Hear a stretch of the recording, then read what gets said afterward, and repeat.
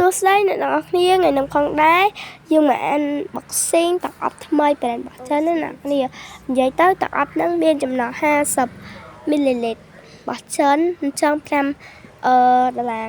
ដែរតែអ្នកទាំងអស់គ្នាហើយក្លិនទឹកអប់ហ្នឹងគឺក្លិនអូស្មានថឺកាដានណាអ្នកទាំងអស់គ្នានិយាយទៅអាក្លិននឹងចូលចិត្តខ្លាំងមែនតើវារៀងស្រាអញ្ចឹងណាអ្នកទាំងអស់គ្នាលោកមកខ្ញុំប្រើអាពណ៌ស្វែងតែអានោះអ្នកគ្នាវាថាវាដុតខ្លាំងតាំងពីខ្ញុំស្គាល់ប្រេនទឹកអប់របស់ចាហ្នឹងមកគឺទុកចិត្តលើប្រេនហ្នឹងមួយហើយមកដល់$5អ្នកទាំងអស់គ្នាបើចង់ទិញអាចទៅទិញរ៉ែងប្រេនទឹកអប់នៅភ្នំពេញសាខាសិនមិនចេះចិត្តអ៊ីអនពីបើយើងបានណាអ្នកទាំងអស់គ្នាចានិយាយទៅទឹកអប់ហ្នឹងវាក្លិនស្រាមិនឈួរពេកមិន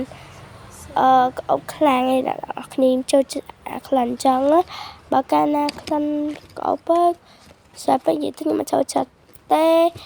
ចាអញ្ចឹងតើខ្ញុំមិនសូវចូលចិត្តក្លិនទឹកអប់ណានេះអញ្ចឹងបាយអ្នកឃើញវីដេអូមានតែប៉ុណ្ណា